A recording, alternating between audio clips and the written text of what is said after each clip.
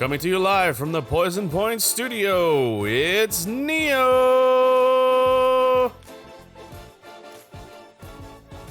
Good evening, my esteemed watchers, and welcome to another episode of Poison Point. I'm your host, at that hand, Irisu Neo, and I welcome you all in to this fine occasion.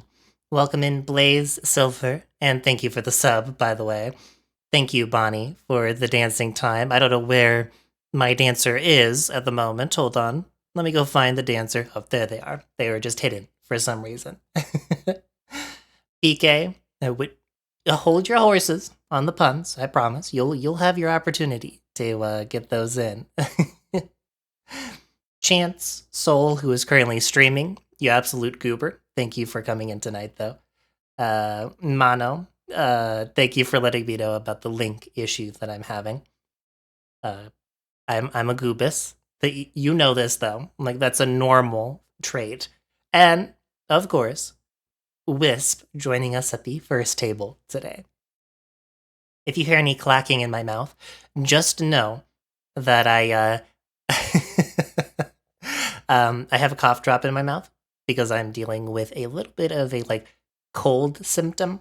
I'm not 100% sure if I'm having the cold coming on or if it's just the change of seasons that is getting to me today. But regardless, we are here. We're going to make it work, and we're going to have a good time. How is everybody's weekend going so far? Because I am streaming on a day of the week that I don't normally stream Poison Points.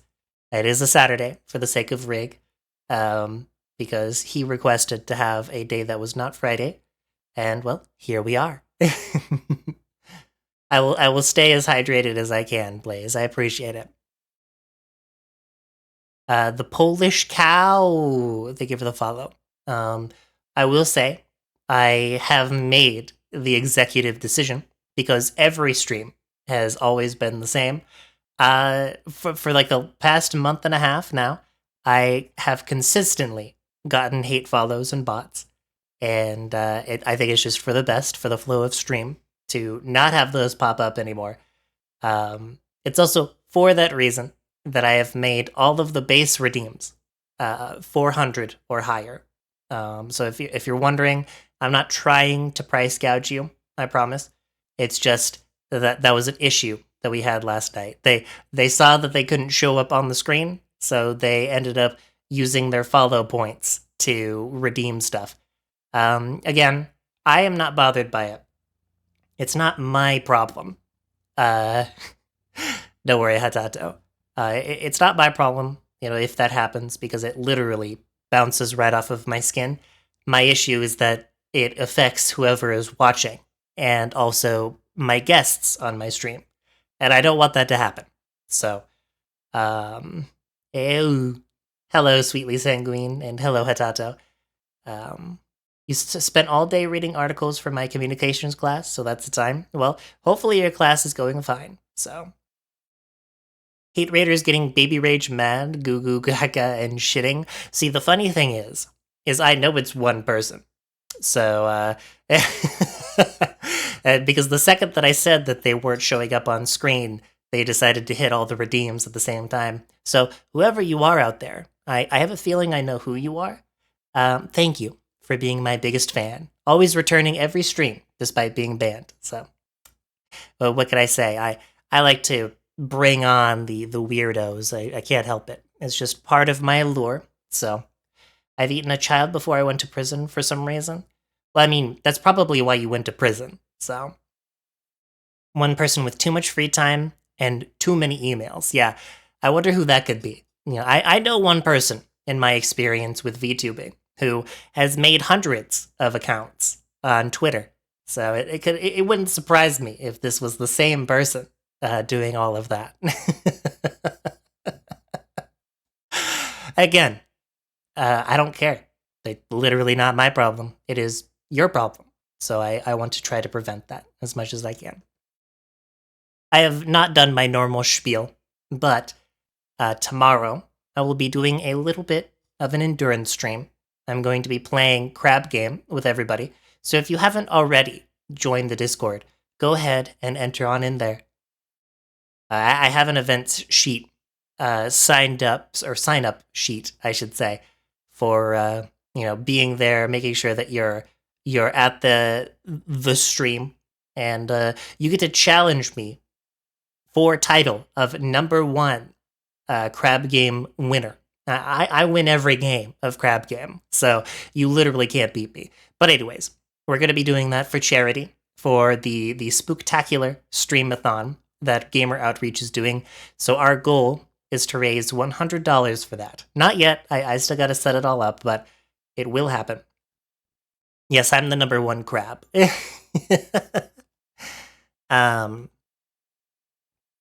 Yes, so we'll be trying to raise money, and then I will be doing an extra long stream when we're done with that. I'm just going to be chatting and playing some games with some friends that want to join, and also have a fucked up sleep schedule. So, and then I'll hope and pray that I don't get called in to work on Monday. So, it always seems to happen to little old me. By the way, everybody, I have got my new microphone, and I got some input last night. So if anybody has an issue with my microphone settings, please let me know. I want to make sure that your listening experience is just as good as your watching experience. And if this microphone peaks for any reason, please let me know so that I can adjust it. It'll take me some time to perfect it, but this microphone is already doing me a lot better than my previous, so here's to hoping. It sounds fantastic. Okay, perfect. That's what we want to hear. I did have an issue last night because this is a shotgun microphone, so it should only affect a linear line on my face, right? Like straight up to my mouth, and very little on the outside. Literally, and I'm not kidding, right behind me, it's pointed at the stairwell, and there's stairs there. And in the middle of stream, someone stomped up the stairs, like as hard as they possibly could, and it picked up all of it. Hello, TGN Angel, thank you for joining in tonight. Me drinking 5-hour energies to enter the forbidden hour of the day. Yeah, this is fair. This is fair. I love the term shotgun mic. Listen, shotgun mic is cool. It's an XLR. It is the Sennheiser MKH 416, which is very close to a real-life weapon. But no, this is the microphone that I've been dreaming of getting. So I set aside some funds and, yeah, picked it up. Yeah, the fancy Sennheiser. Hello, Lyra. Yeah, this microphone is $1,000. But it is supposed to be the most durable and the longest lasting and the highest quality that you can get on the market. It'll take me some time to get the proofing of the room as well. Yeah, I made sure to save money. This has been my goal since I started VTubing, actually. So, not everybody needs it. Let it be known. I have this microphone because it makes me feel good. And it's fun, it's cool. I love tech, I love audio tech, at least in the microphone department. So this was my investment that I wanted. And but I'm just going to tell you, there are microphones for a fraction of the price, maybe even further than a fraction, that work just fine. So if you're going to get one of these, I would at least recommend that you rent one, if at all possible. Give it a shot, see how you like it, and then go on from there. So I just want my gamer noises to be heard better on stream. Well, this microphone specifically will not be clicky clacketing on your keyboard. At the very least, it shouldn't. So, all right. Well, that's enough of that. I've went on with my spiel for far too long. I'm currently fighting a cat at the moment. So if you see, by the way, if you see my arm go down like this at any point during the stream, and it's only one of them up. Yeah, there she is. She recognized it. It's because I'm actually constantly fighting with Cinnamon the entire interview. So, yeah, she's always there. The Invisicat. So, all right. Without further ado, I think it's time that we get into the main event.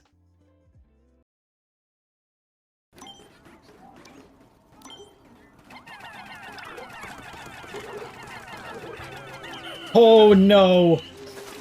You shithole! How dare you do that to my Pikmin?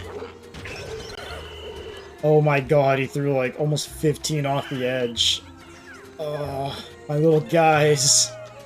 Baby shark doo doo doo doo doo doo doo, baby shark doo doo doo doo doo, baby shark doo doo doo doo doo, baby shark.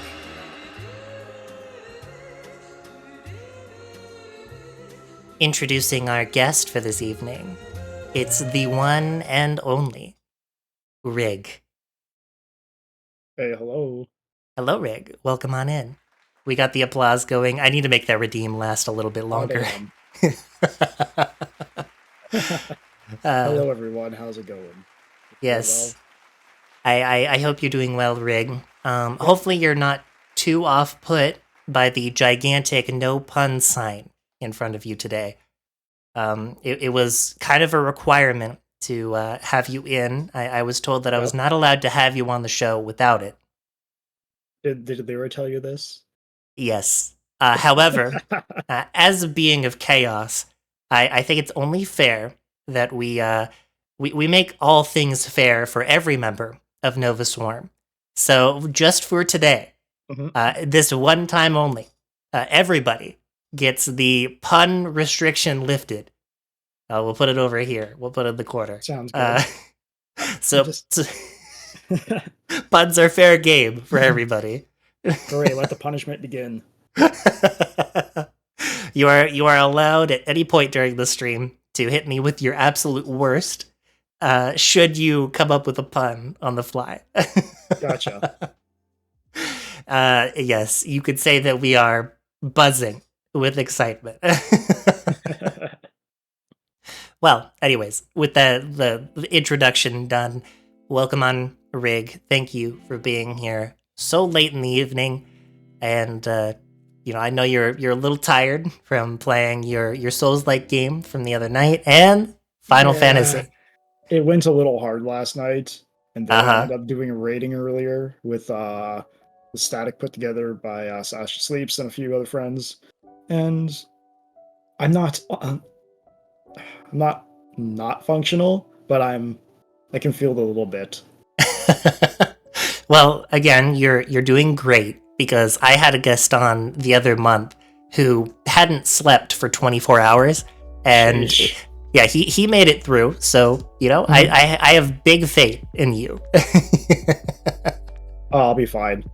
Yeah, the human ability to function while exhausted is truly something to applaud. Like, honestly, I wouldn't be able to do half of what I've done in my life without it. Yeah, that's what got me through the academy. Yeah. Countless hours grinding through the night. There you go.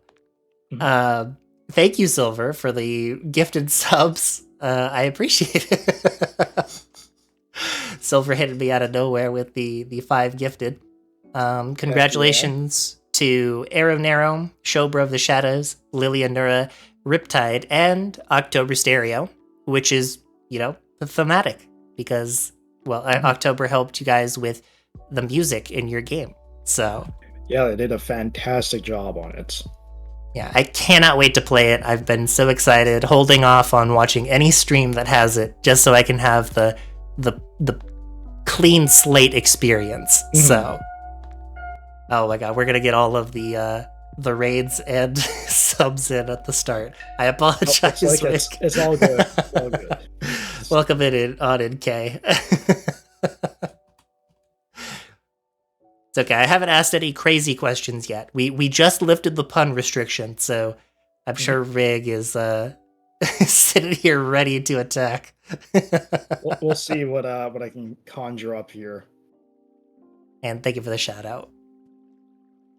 All right. Well, with all of the things happening all at once, I hope that Uno was great for you, Kay.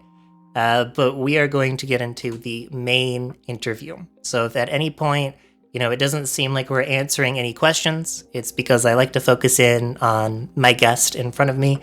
And when we find a good moment to to address chat, then we'll go for it. But Rig needs a slight audio. I could also sit closer to my mic. That might actually help. I was leaning back in my chair a little bit. Yeah, you Is that relax better? Big chillin' on a Saturday night. I mean, honestly, the vibes of the stream kind of call for a like relaxed environment, so I understand. Yeah. Well, Rig, as is tradition on Poison Points, last week at the beginning of the week, I should say, our guest Plibbit left you with a question. So I'll turn Rig up just a little bit more. Just a touch here. Okay. See, this is why we do sound checks, and the one time I forgot to ask chat for a sound check, they have immediately pointed out an issue, because I hear Rig just perfectly fine, but sometimes that's not the case, so... Yeah, let me know if that has fixed things.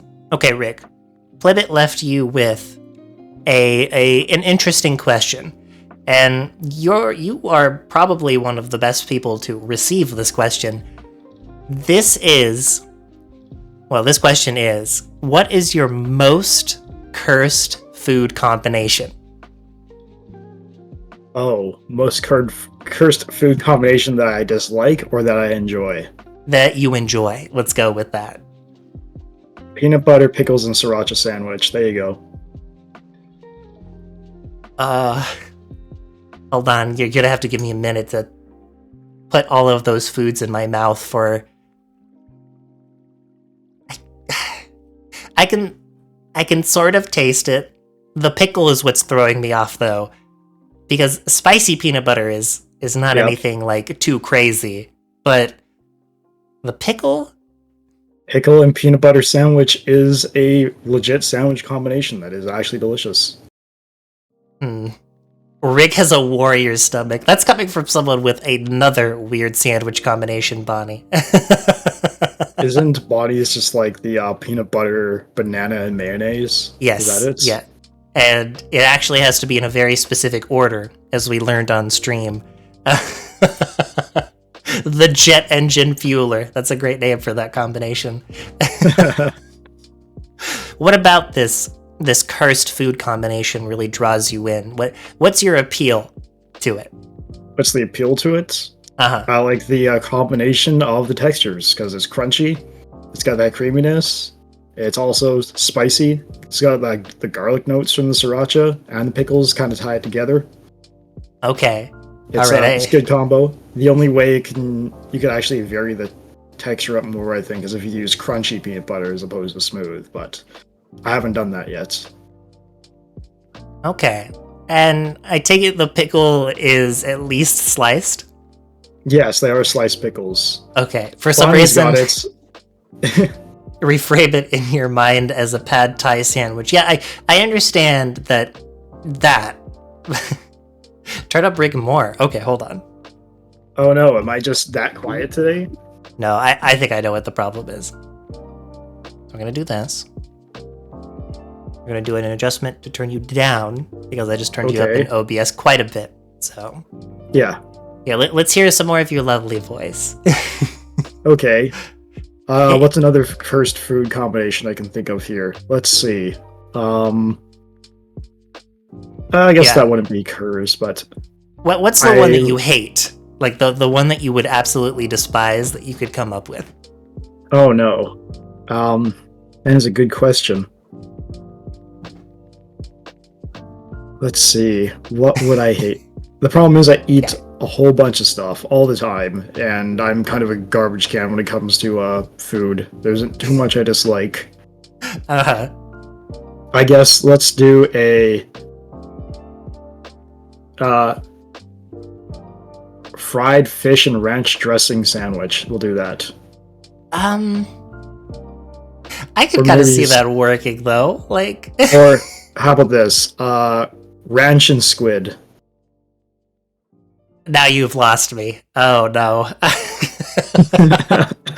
Yep, there we go. Ranch dressing and squid. There you go. All right, you win this round for probably the most simplistic one that you could combine together. Yeah, might miss the ranch and squid though. You know, I talk about this all the time, and it frustrates Chance. But I talk about the scientific combination of that it just works together, which is dark chocolate and avocado. But I actually made a cursed food combination using those ingredients. And I've never told anybody this before because I've been embarrassed, but I think it's time to lift the seal on, on this fact. I used to work in a restaurant, and our main dessert dish was panna cotta.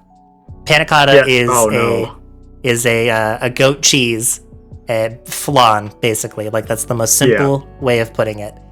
And I was in charge of coming up with the sets. And when I had first learned about the avocado chocolate combination, I was like, I gotta try it on this. You would not believe what I did. I cannot believe that I did this. So dark chocolate and avocado gives like this kind of brown consistency, and I went with a lemon coulis. Oh, you want to put two and two together on that one. Brown chunk with yellow sauce. Yum. Yeah, and I don't know why I was ridiculed for weeks on that one. It tasted really good. You went and served up the pee pee poo poo platter to everyone. Yeah. Yeah. Look, I taught everyone the meaning of pee pee poo poo man. So, see you later, Hatato. Glad that's a great note to leave you on. I mean, I'd try it, but also it'd be one of those things like, this looks... It was definitely not appealing. Yeah, not at all. Because, you know, the thing with food science is it's got to look good to also taste good as well. Yes. You eat with your eyes in a lot of cases. But I can assure you, it tasted really good. It was very delightful. But, no I no can dice. imagine. The avocado and chocolate together would have actually made a really nice texture for it. Mm-hmm. Yeah, I'm never doing that again. If I was to do an avocado mousse again like that, I would have to add a different thing in to get a more consistent color, because it really did look like shit, and like actual shit. So yeah, just don't look at it. You eat it, but you don't look. Yeah. All right. Well, we got some good cursed food takes out of us tonight. So, all right. Let's get on to the icebreaker questions, shall we? Rig, Sure. we have heard from Lyra and Ellie, you know, the overall creation of Nova Swarm. But how do you feel in becoming a VTuber? Like, how has it been for you, this journey, and being a virtual avatar on stream for other people? It's been interesting, I'll say that. It's been fun at times, a little nerve-wracking, but mostly I'd say it's been pretty chill, just because I don't have to do everything myself. Mm-hmm. Yeah, you all share that workload together, so it's Yeah. not as heavy as someone who's doing it all on their own, especially an artist. Since you're a team, you can all cover each other. What was nerve-wracking for you when you first started? The fact of streaming in general, seeing how it's not the natural thing I would do, but I kind of eased myself into it at the beginning, because before VTubing with Nova Swarm, I did do a little bit, but I didn't use a cam or anything. I just streamed a game playthrough without any sort of avatar or cam or anything, just to be like, hey, there's people listening to me talking while I'm playing this game. Mm-hmm. You were the Let's Player of the olden days. Yep, exactly. How have you felt, you know, from then till now with, like, getting more comfortable with dealing with chat and, you know, you getting into your skin, let's call it? It's gotten a lot easier, I'd say that. I'd say it's a bit of immersion therapy, really. Once you get in and you're like, oh, this isn't so bad, and then it just becomes kind of natural after a while. You don't really think about it. Yeah. Did you ever have, like, because other people have told me this before, that, like, they've been so nervous to hit the button, but after they've hit the button, it's like all of those worries went away, and they've had zero issues since they accepted that. Have you ever had that moment where you really didn't want to stream, but you hit the button anyways? Yeah, I have, but you know how it goes. Yeah. The hardest part is getting started, really. Mm-hmm.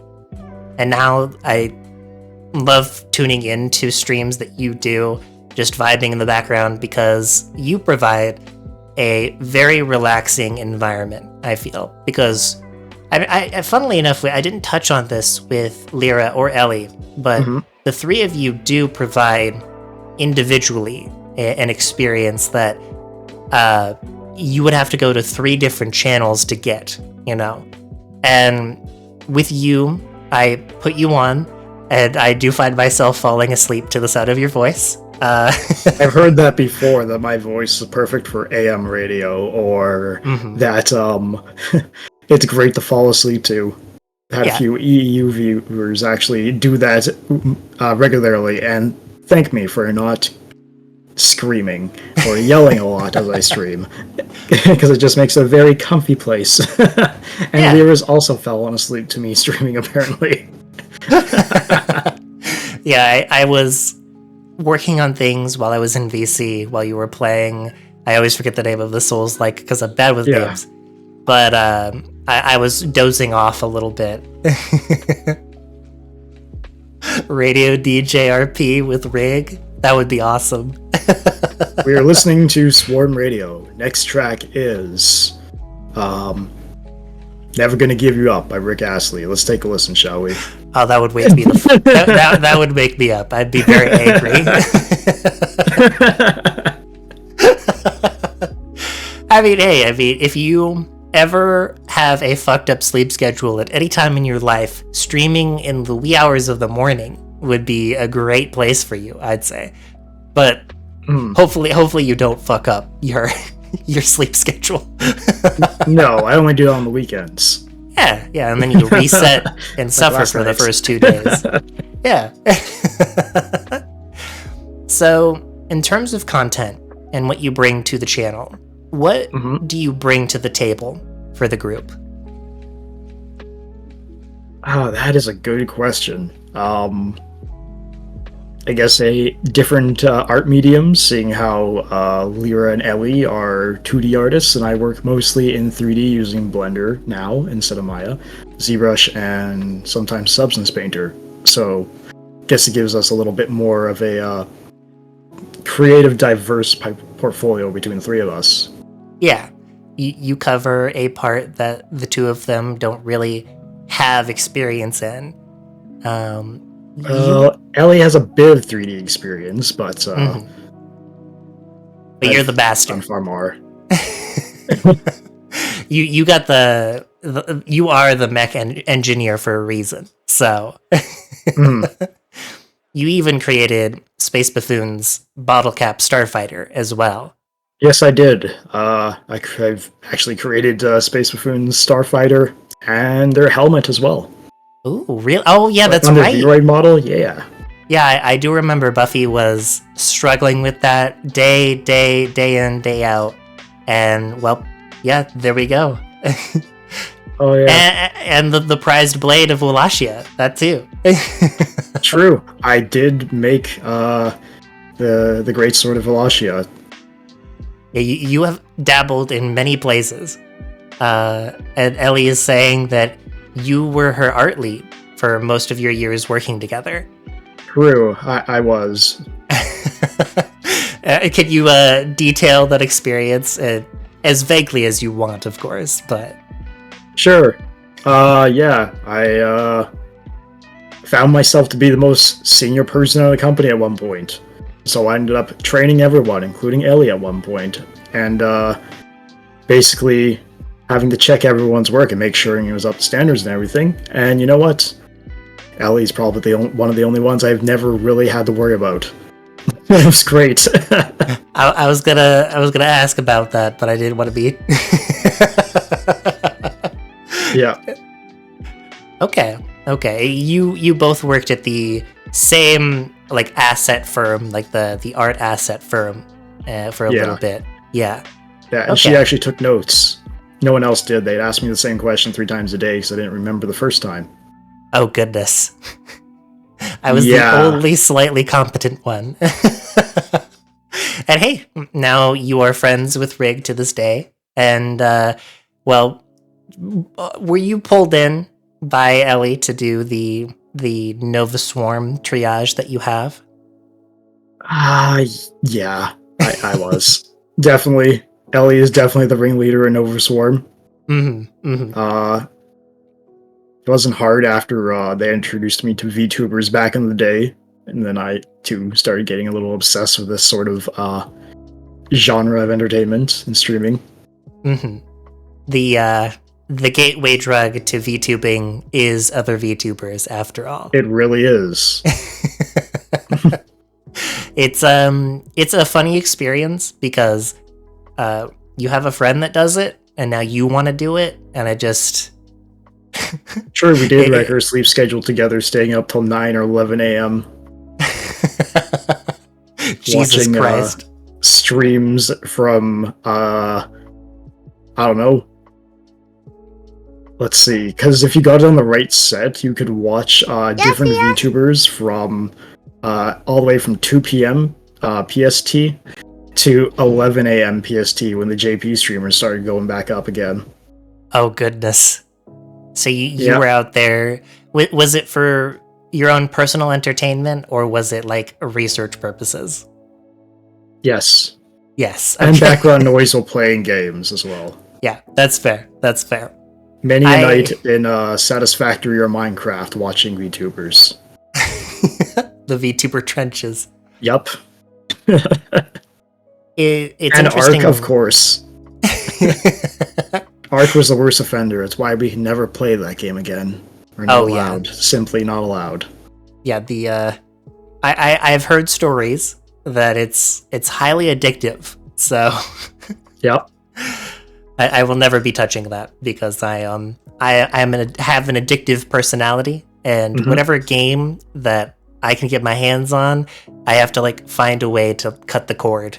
Like whether that's Baldur's Gate 3 with spoiling myself to the ending of the game to stop, or something like an MMO. Yeah, it's too much for me to handle. I will get nothing done. So yeah, that was an issue for me when I was younger as well. However, I've kind of been able to adjust that somehow, or it just figured itself out because I'm usually too busy doing other things. Yeah, I never worked myself out of that phase because I don't know what it is. I hyper fixate on things that I really love. And when it was my MMO days, back when I was really young, it consumed all of my life. I played way too many of those things. And I come to think of it, it was a friend that got me into it, and then I never got out. So I'm in a similar boat. I believe I remember playing a certain MMO and actually having over a year of playtime in it. So I actually literally spent a year in a chair on that one character playing the game. Oh, gods. Yeah. I played this one called Fiesta Online. It's still running to this day, but it's like slowly dying as the days run by. And I probably also spent a year sitting in a chair working on not just one character. I had multiple, but many hours in a Facebook group for my guild, and those were the days. And then we all had a falling out and got angry because I was like 14 years old and I didn't know how to do anything. So that's always rough. Been through the trenches on that too in the game I played. You know, if everyone would just participate and give a little, then it would work out. But no, that's not how that works in the real life. So yeah, everyone's been in the group project before. We know how that works. Yeah, for the most part. in any format where you have to provide something to a game or a team project, you have to only be responsible for yourself, and that's the most that you can do. So, well, how did you? I talked about this with Lyra and Ellie, but when you were sitting down at the table and designing your characters, the three of you, Yeah. how did you come up with your concepts? Because I know that you all like would draw something and then you point it and be like, that's cool, okay, let's go to the next, and just keep building and compounding. But what was that experience like for you?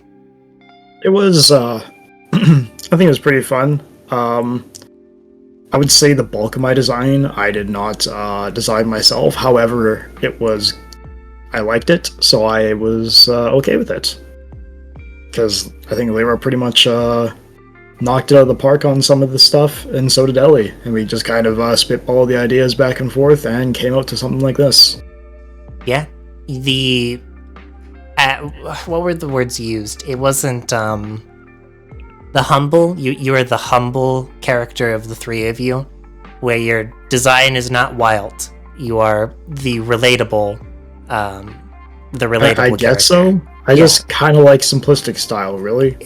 Yeah. Like my usual go-to. I'm very much a blue jeans and t-shirt kind of guy. Maybe some plain boots or black denim or jacket or a hoodie. Mm-hmm. Just stylish, classic, and comfy. Yeah. You feel like that when you're on screen, it fits you almost to a T, as much as a model can. Yeah, I'd say so. I mean, having too much flair or, let's say, detailed dress would just be a little weird, I think. Mm-hmm. Okay. And... Oh, I messed up a question here. Oh my goodness. Uh-oh. I have a question out here for somebody else. I was really confused for a moment. This is a question that was brought up to me from Buffy, because Buffy likes to sprinkle in a little bit of their experience and stuff. How would you like to have your lore presented in any form of media? So if it was through a TV show or music or anime, something along those lines, how would you like your lore to be presented? Oh, that's a good question. I think like a webcomic style would be very cool. Okay. Or like animated webcomic. You know those like intro videos or like I guess the setup videos for like the Borderlands games? Mm-hmm. That sort of shit. I love that. Where it's like animated and then it freezes and like then it an goes to the animated next webcomic panel. with voiceover. Let's go. Yeah. That would be awesome, actually. Nova Swarm webcomic went. I know you guys have a little bit of a comic series going on, and I will be, after all of this, looking through as much detail as possible. But I was trying to get the whatchamacallit, the improv experience for myself, so I wasn't just all knowing with all of these questions coming in. You are the mechanical engineer of Nova Swarm. But if you were on your own and you had your own design, with obviously no hard feelings, this is just a theorizing, like an imagining, what would you want to be instead? That is a good question. I mean, if I were to go out on a solo venture and actually go down this road all by myself and make my own stuff, I'd probably default to something a little more medieval, just due to the fact that that's kind of where a lot of the stuff lies for me. That, or I would have maybe gone for more of a different kind of engineer, maybe? Or a mechanic? Who knows? Okay. Alright. I always like to ask that because you never know what somebody thinks about in their free time, and who knows, maybe you weren't here for it last night because you were streaming, but we might have another John Sheep Lightning in our midst. You never know. But yeah, I really haven't had much second thoughts with the design or the direction right now. I'm happy to just go along for the ride, and I'm enjoying what I'm in right now. Yeah, super cool. Are there any big events that you have planned or anything special that you're willing to share with us today that you might be having coming up soon?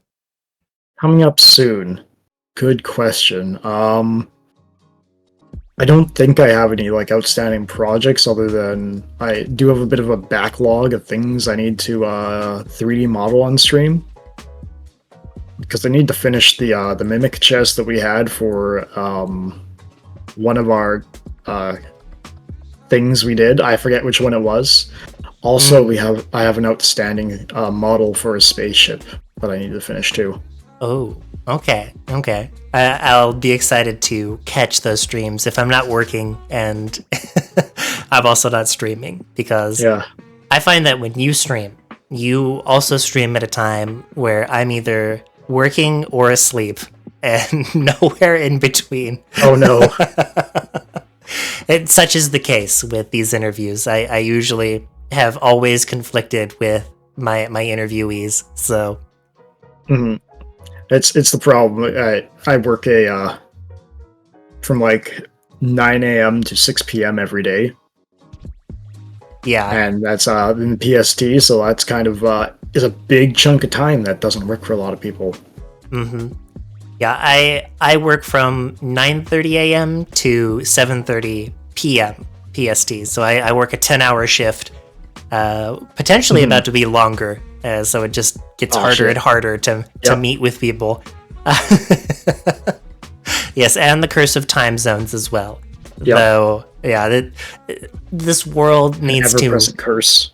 Yeah, we need to give up time zones. Let's just all go to bed and wake up at the same time and work at the same time. It doesn't matter if there's no daylight. Let's just all decide on a common time we could work together.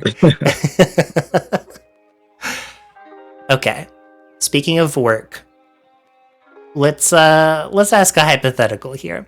A real question, because it's not a hypothetical theoretical like I have as my bullshit. You come home from work, you get onto your computer, and you're in Discord or you're on stream. What does it mean for you to be Rig? Usually it means that I have to have my butt in the chair and a controller or a keyboard on my hands, because I don't really put on too much of a character that's too different from myself. It just makes it that much easier. Okay. So you don't feel like you really have to try extra hard, you just get to be you when you're sitting down and streaming, aside from like the bare essentials. I will play things up a little more. I will poke and prod a bit more. I will do a bit more. I actually do double down on the puns a bit more on stream than in real life. But other than that, it's not too dissimilar, I think. Unless I've confused myself and now we're the same person.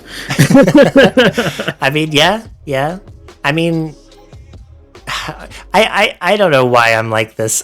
My first thought is like, yeah, you can't do as many puns in your job because someone will kill you. Oh, I work with a bunch of fucking nerds. They love the shit. I see. I don't know why. I can only theorize why I've hated puns so much in my youth and now. I like to imagine a world where Rig plays a villain online. How would that be? Rig is a villain. Good question. What would evil Rig do? Probably make colorful machines that destroy things. So the mad scientist, or like mad engineer. Yeah, a little bit. You could say what you want. I know the color would bring to mind other things. Ellie's just like Eggman. I mean, it isn't too dissimilar. If I was a little more batshit crazy and a little more, you crank all those Dark Triad qualities all the way to 11, then yeah, possibly. And then you gain a fascination for some form of gemstone cut a specific way. I mean, they are shiny. It's true. It's true. Evil Rig loves limericks instead of puns. Yeah, I think that would be very fun. I mean, that would be fun to have a limerick-based villain. Because it would give that kind of goofy side to it, too. Yeah. A villain that only speaks in haiku. Oh, no. I already have a hard time forming haikus on the fly, so I don't think I could do that, but... And have a good night, Silver. The haiku is like the serious version of that, and the least serious would be the one that just rhymes, that talks all the time. Because it would go rhyme, limerick, and then haiku for difficulty and seriousness scale, I believe. Oh, Jesus. That would require so much dedication to your bit. Like, honestly, at that point, you've earned my follow. As painful as it may be to sit through and listen to that, you have my respect for getting that down pat. That would be an inhuman amount of effort, almost. You would have to be an insane character actor, I'd say. Yep. Or have a truly broken brain. That can do only that. Yeah, I mean, hey, some people can. Maybe not to that extent that I've ever met, but I'm sure somebody could do that with a lot of practice. So on your little like interesting fact card that is on the Nova Swarm page, you have a 3D printer. How much power do you wield with said printer? I would say a lot more than I put to use. Just due to the fact that there is a lot of time that goes into the modeling, the setup, the testing, the cleaning, the maintaining, and the printing. Like, between Blender and the 3D printer, I have, and I guess the printing bed space as well, I have the possibility to print whatever I can think up of, or whatever I fancy at the time, I guess. It's just a matter of putting that into practice and finding the time to figure it out how to do that. And in terms of time, we have no time. Never have enough of that. What's the most nefarious thing that you've ever concocted from your 3D printer? Probably the little cats that I made, I'd say. They're nefariously cute. I mean, yes, that is 100% fair. You know, I've actually never really researched into it, and I know some people in my life that have 3D printers. How sturdy are the things that they print? Like, is it kind of high quality, or does it really depend on what you put into it in terms of the materials? It does depend on the material. It depends on whether you're printing... Well, it depends on the printing type, I guess it would be, as well. If you're doing, like, resin printing or filament printing, and depending on what kind of resin or what kind of filament you're using, because they all have different properties as well. I know for the resin stuff, it can get pretty brittle sometimes if it's not cured properly, so things can literally just snap. And I've had that happen while I was making the Nova Swarm badges when I first got the printer, because I printed them too thin on one part, and if you tried to like prime off the backplating, it would snap off and crack in half like an overbaked cookie. No. Which isn't an issue anymore because the flex plates are now readily available. Okay, yeah, I was gonna say the technology has advanced and become more... Oh, is it ever? Yeah, more accessible to the public. So that is really cool.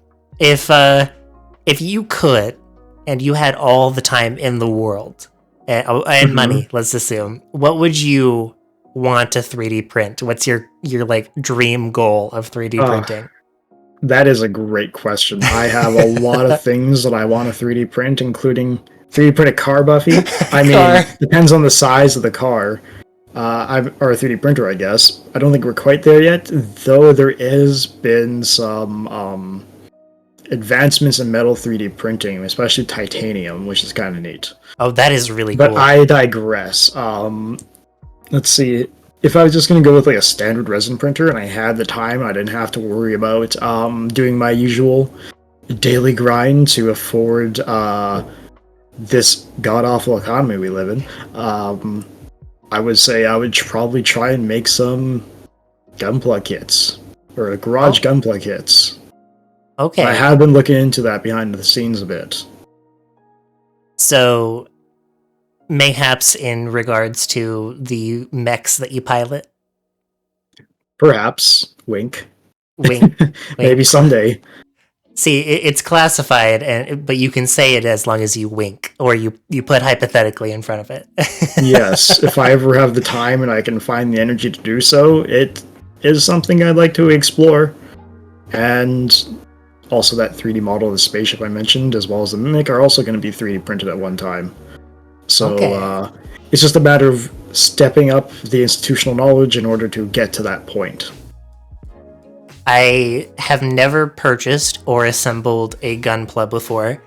I think that if this was to happen, hypothetically, yours would be my first. I would love to assemble the Nova Swarm kit. Maybe not paint it. I'm not that good of a painter. I would be afraid of accidentally messing up the colors. But yeah, I'll have it in whatever color it comes in. Grayscale, typically, right?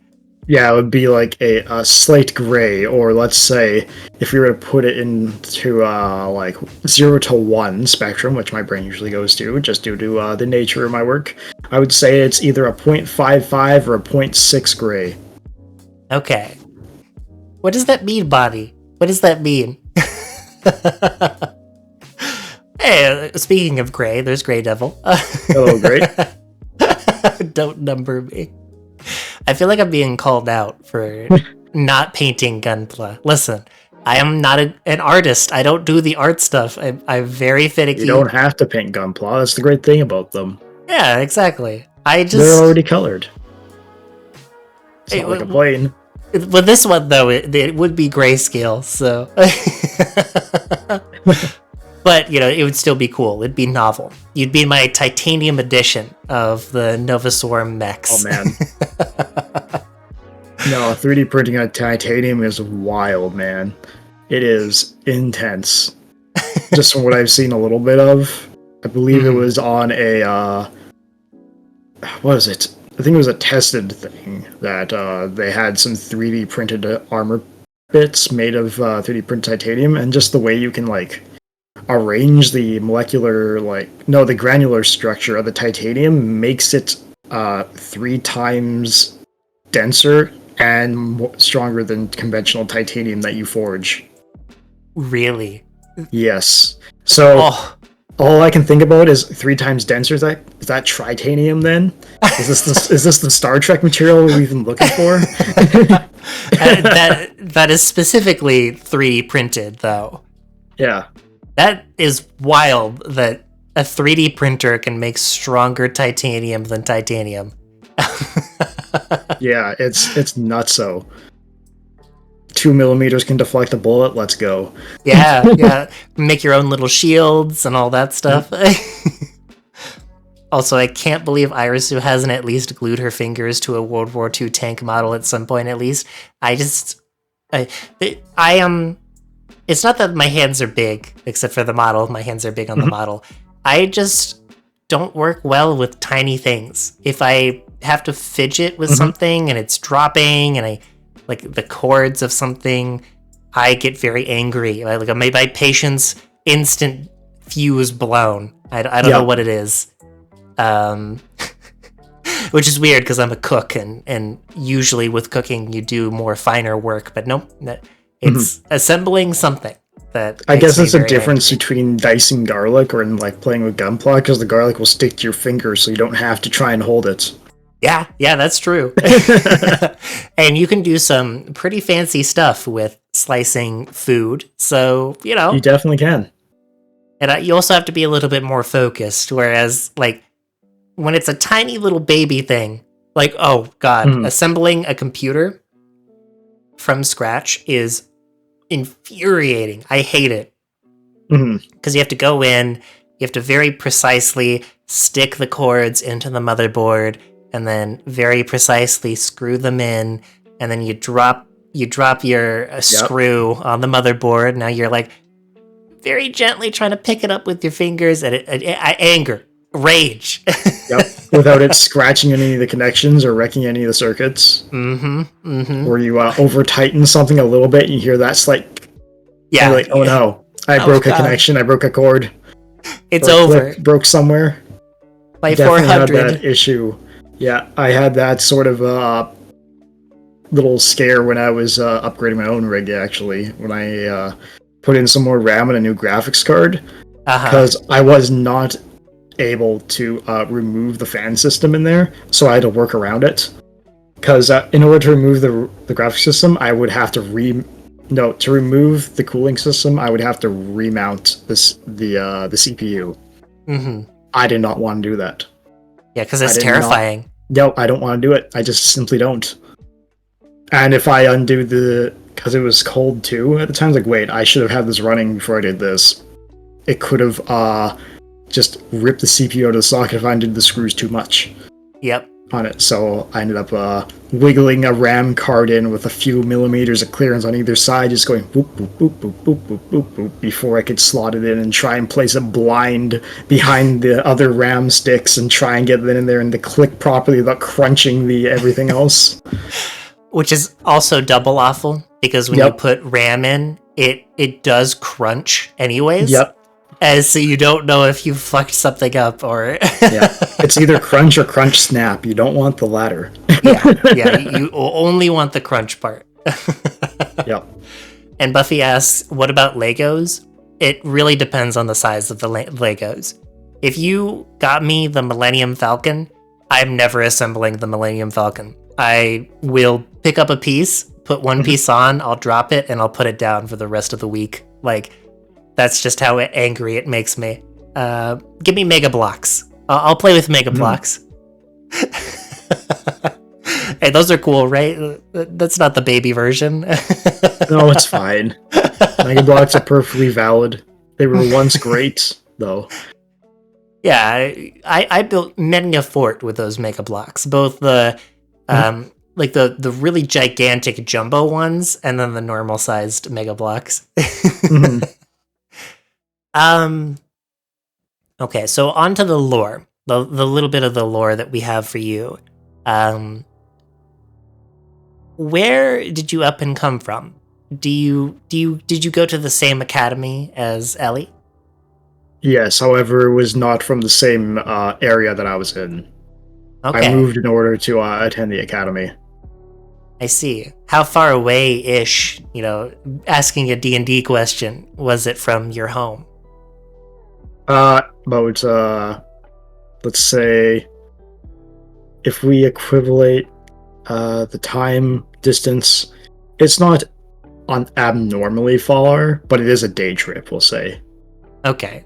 Like, it will eat up your whole goddamn day to go back and forth, to go there, one-way trip. A day trip in hyperspace. Yeah, we'll say that. So, like, depending on the speed of everything, it's conventionally the distance is probably about 8 light years or so, we'll say, in time. But if you go beyond the speed of light, you can do it in about 8 hours. Okay. Yeah, so a normal trip, like speed of light, not speed of time. Come on, brain, you got this. Yeah, we could do it. It's okay. When we reach space, the calculations start to become a little wonky and finicky. Yeah, time and space are really the same thing at the end of the day, so they get weird. And at this academy, what subjects did you really get into? Because Ellie described the main subject, your major, and then your side project, your art, as a words, a secondary. So what were those for you? Lore-wise, I'd say it was, I guess, mech engineering and weapons design. Oh my goodness, you're a mech engineer. I didn't know that. Wow, yeah. You were put on a team much smaller than a normal swarm team would have, especially with what you guys do. Would you say that you're quite prodigal in that case? I would assume so, I guess. I just know that I usually don't require as many reworks, nor do I require... Sometimes you require more time, but at the same time, more time is a better result most of the time as well. Mm-hmm. Do you find yourself fixing a lot of things that might be broken on your team's side? Sometimes I also make a lot of mistakes myself, but that's how you get good. If you fuck up every way possible, you know how to fix everything possible at the end of the day. Yeah, it takes 100 failures to get that one success sometimes. I guess Ellie has a point, self-sufficient as well. I just think that is doing my job, though, unfortunately. It just comes with the grind. Yeah. Have you, in your free time, ever tried inventing new things that could be effective against the Mycors? Or are you more of the practical, this is our mech, this is the specifications of our mech, I'm going to repair our vehicles to this standard every time? I have. Mm-hmm. But the issue with that is that I'm usually never happy with the result. So it leads to a domino effect and snowball of revisions and testing, revisions and testing, revisions and testing, and revisions and testing, especially when things blow up. Hence why you have not seen my mech for ever. Because it's not once. It's not technically finished. You're in the works on that. It's not finished. I've scrapped it once or twice. It has blown up before. Other things are classified. We'll say that it's a work in progress because I can't make up my mind on what I want to do with it, and I also need the time to just put it together. Mm-hmm. I mean, you have a fascination with big swords. Can I assume... I do. It's classified, but wink. Can I assume that a big sword is involved in this design? I've definitely thought about it. Because I like... The big sword would be great. It's not very defensive, which is an issue. But I've been thinking about ideas of how you could turn a defensive weapon into a larger sword in order to... basically morph it into something a little more destructive than defensive. Mm-hmm. For when you're like, okay, this isn't working, what if I just hit it harder? Mayhaps like a tower shield almost, but it's it's got sharpened edges that you can swing. I have toyed with that, or a tower shield that then let's see, it was a tower shield that hinges in and out in order to reveal a blade inside that extends out, or it would be entirely hard light, so the edges of the shield would come out, retract, and then a hard light beam would come out the sides of the shield, and then you just throw it on top of a stick, and then you got a big old paddle. Yeah, there you sort go. Of thing. I've thought of a lot of things, but I also think drill weapons are also pretty cool, Gurren Lagann style pile bunker. So I thought, well, I would include that together with it, and as you can see and hear, that is the reason why things are not put together. Well, I know, this is cool, but what if I did this? But what if I added this as well? Okay, now I'm confused. What was I doing again? There's just way too much to do. Yeah, I work well with restrictions, otherwise I bury myself in options. Mm-hmm. I take it also in both in lore and in your normal life. Yeah, that is an issue. Mm-hmm. If you went to a restaurant and that restaurant had a full menu, front and back, maybe even a second page, but nobody recommended anything to you, how long would you sit there deciding on what to get? Probably up to a half hour. Oh, goodness. You're just like me, for real. Ellie has been privy to this, so has Lyra. I will look at that menu, I will spin it around, I will put it down, I'll take a drink of water, I'll look at the ceiling for a bit, hold 5 ideas in my head, spin the menu around again, try and find something else, be like, okay, let's really get down to brass tacks here. What are the main... I mean... It depends on the restaurant, though. If it's something that I know I want, and Ellie's also ordering the same thing, I'll just do that the same. Yeah, that you sprinkle in a little bit of that social anxiety into the mix, because now, after you've decided on your order, you have to rehearse it to the server. Yes. I would like this and this with this, and could I also get this as the drink?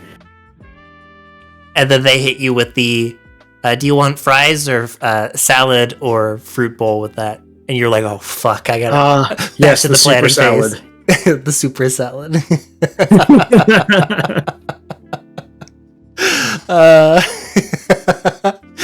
I haven't brought it up yet, but... There's DACA. It's just, the three of you each encapsulate a part of me that I can't help but relate to all three of you at the same time. Oh, man. And it's really, really fucking funny. Lyra with the puns, Ellie with the chaos, and you with, like, how specific you are and your options and choices that you need the restriction. Otherwise, you're never, ever gonna get anywhere.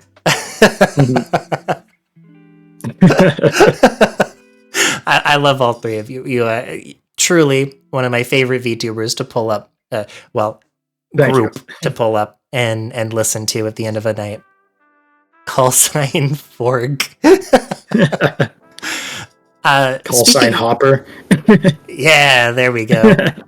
Speaking of call signs and a slight tangent, I completely forgot to ask Ellie about this. So I want to hear it from Ellie in chat. But the three of you are named after stars.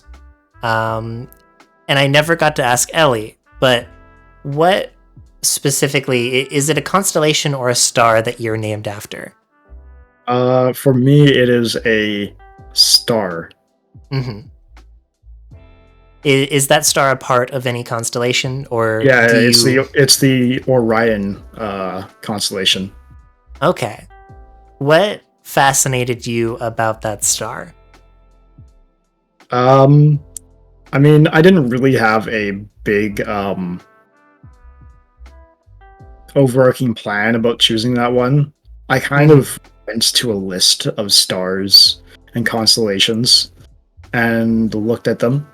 Because originally, like, does Hesperus have a constellation? No. Okay, let's not do that then. We'll find something else here. I like that name. What constellation is that part of? Orion? Cool.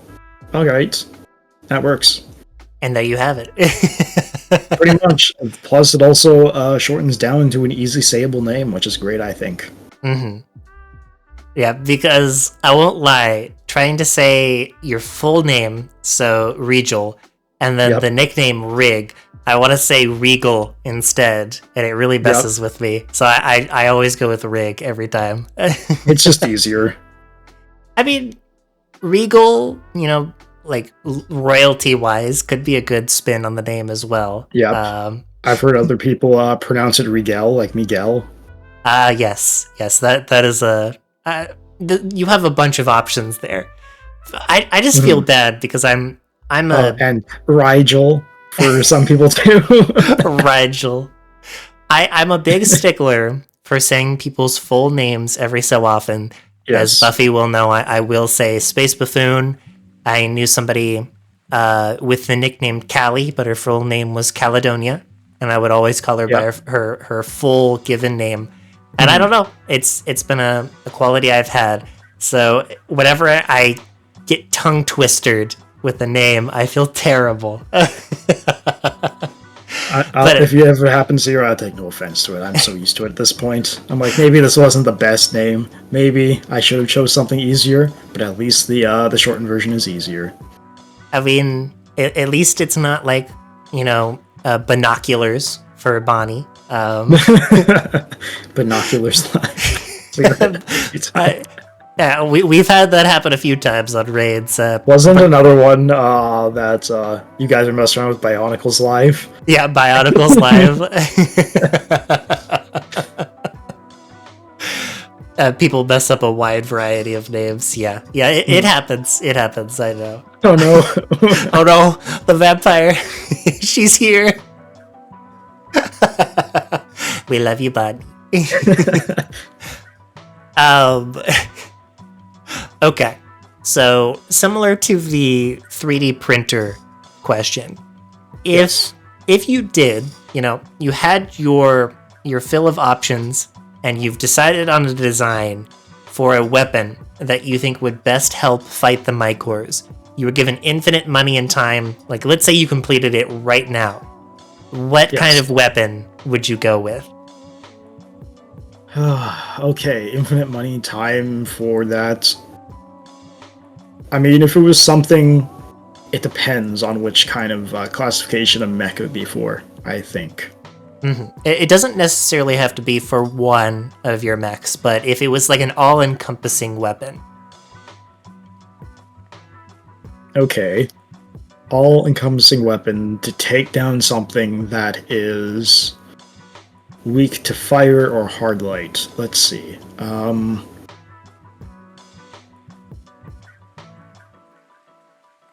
That is a good question.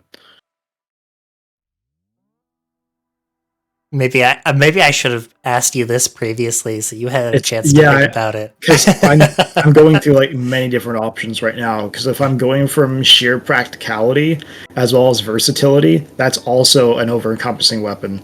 If I'm going for something that's just like a big shot blaster sort of thing, that's also an over-encompassing weapon. It depends on the scope and the use case, I think. Mm-hmm. I've made the folly that we just talked about. I gave you too many options. I didn't restrict you. It's okay. Let's restrict it a little further. Let's close off like ranged weaponry, and let's just say it is the ideal melee weapon. The ideal melee weapon would probably have to be some sort of sword and board, I guess. Just due to the fact that it is balanced. Mm-hmm. The good old SNS from Monster Hunter, but in mech format. Exactly. Or if you really wanted to go for it, you just go Charge Blade, and then you just have SNS Plus with a burst functionality. Just better SNS. Pile Bunker. I mean, maybe in Armored Core, but I don't think you want to get that close to a Mycore. They're pretty grabby. Speaking of what Mycores can do, do they go beyond just, well, they're a type of fungus, so of course they do spread through the air, as at least I would assume so. Air, ether, the vacuum of space, what have you. Water. Yeah. You say they're grabby, but have they like evolved to develop any form of like physical weapon that might be effective against mechs? I mean, some of the protrusions that they can produce are pretty hard in their construction, so it can pierce some holes, I guess, as well as the fact that if you immobilize a mech, and especially with the red ones, as you know, they can produce like pseudopod-like tendrils. Mm-hmm. You make those things bigger, you'd exponentially increase their strength, so they could literally rip you apart like a child pulls the arms off of a Lego figure. Mm-hmm. Depending on the size of them. Do you feel that these Mycores have like a main hive mind, or that they constantly observe and evolve as every planet is saved, or like each consequent planet is safe? That is a good question. I would assume, like any life form, in order to progress and to survive and thrive and continue their species, they do adapt and evolve. Okay. I will not press on the Mycors further because I know you're interested in them because they're cool and spooky, but also it's something that does have a bunch of layers of classification behind them. yeah, I can only say as much as we've known from the Nova Swarm lore handbook, as well as the visual novel that we produced earlier this month. yeah, I'm like 1 or 2 lines away from hitting all the redacted text that I can't read. So We're getting there. soon. Okay. All lore questions aside, and to wind down for a little bit, I think you know what time it is, Rig, because I've been waiting to ask you this for a while. Oh boy, we're this zoomed is- out. I think I know yeah, what this means. This is my segment called Hypothetical Theoretical, where I ask my guest a bullshit question that honestly deserves a bullshit answer. And to keep the theming for the three of you on point, my question for you today is, hypothetically, theoretically, is it gay to sleep with just your left sock on?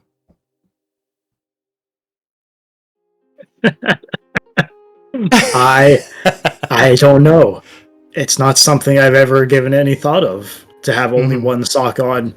First off, the fact of wearing only one sock hurts my OCD brain. And that is...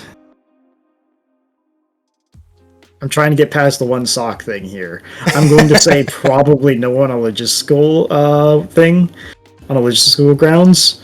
I'm not sure on other grounds. I would probably veer to no, but I would say that's an abomination. You should take the sock off and put another on, for the love of God. It is an affront to God, all things holy. Or just take it off or put it on. No, just one sock. Make up your mind. what if that one left sock has like a hole and the pinky toe is sticking out of it? Then that is also disgusting. I don't want to see your toe poking out like a pig hanging out from a sack. So you would agree with Lyra and Ellie, and that it's really the context if you're going to be sleeping someone who is the same gender as you. But this takes it a step further than just the pom-pom beanie and just the shirt, because this is just one sock for you. Yes, this is one sock. It's missing its partner. Where is that sock? Where's its pairing? Or what happened to the other sock? Does the other sock have a hole and this has been thrown out? Has it been lost? Where is it? Where is the other sock? Or why would you choose to have only one sock on? Did you step in a puddle somewhere? Is that sock wet?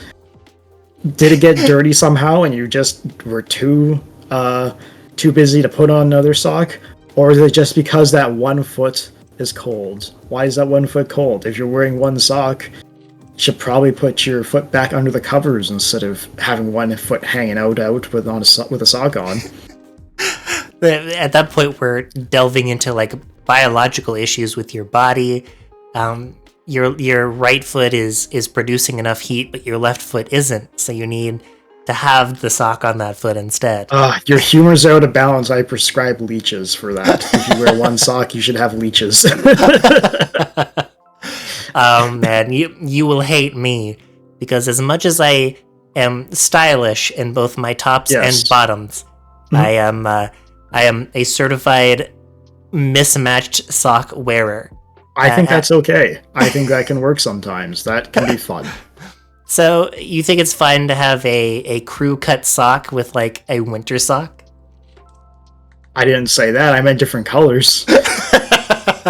Yeah, that's the extent of that's a little unhinged. I mean, I've seen other VTubers wear that sort of stuff, so I guess it's not uncommon. I appreciate your honesty. Under under the guise of fashion, maybe. It But is in not for practicality, fashion. awful. Yeah, I am a largely only black sock wearer because it just serves all my needs, my work needs, and I don't really go out too often to where I need to show off my socks. So I will wake up in the morning in my sleepy stupor, and I will grab one crew cut and one normal sock. I'm also the one in the friend group who does occasionally have the holy sock because of the nature of my job. And it happens. I hate buying new pairs of socks. What can I say? It sucks.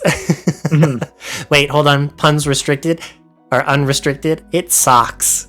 It sucks. Oh my. There we go. Did I win? Am I winning?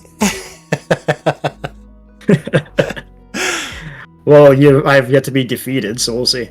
This is true. This is true. I should have done a prediction. We could have had a pun off. You would have won, guaranteed. Like everyone would have easy money because I hate puns. man. That means I'm terrible with puns. So Yeah, I'd probably sock it to you. oh, damn it. You set me up for that one. yeah, I did. That's like the equivalent of getting hit with a ligma. That's how it feels. Like there exists exactly one clip of mine where I was hit with a ligma from Buffy, and you could see, like, even though I was a PNG, you could literally feel all energy drain out of my body as I was waiting for Buffy to deliver the final blow. All right. So Those are always rough. our consensus is it is not gay to sleep with specifically only one article of clothing, but in the case of one sock on one foot, it is technically an affront to God. I mean, I wouldn't say that. I think that's just how the words came out of my mouth. No, I said the affront part. It's okay. It's the OCD that's like, no, that doesn't work with me. No, this causes neuron deactivation. I mean, in the cases that you are gay, instant turn off. Wait, we didn't actually go over where that sock is being worn though. Well, that is a good question. Is that something that we want to delve deeply into? Probably not. That's for a different show. Yeah. We'll save it next month. I'll have something that I could talk about with that.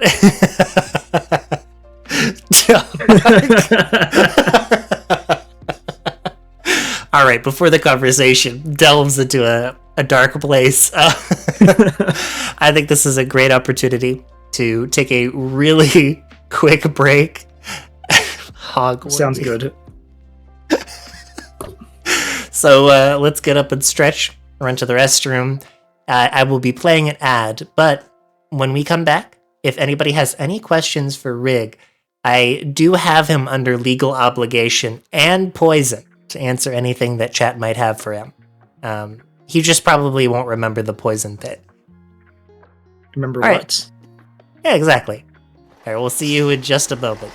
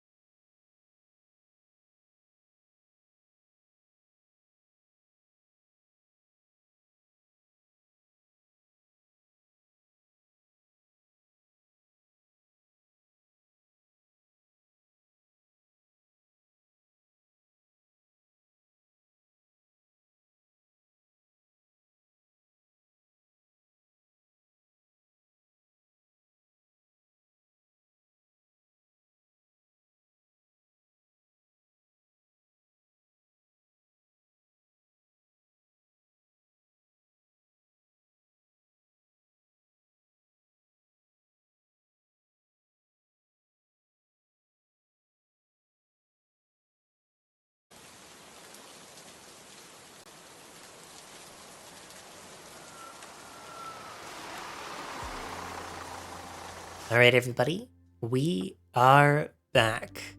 Rig has a black bar above his head, and nobody told me. Oh no, why is that there? I don't Is that know. always there?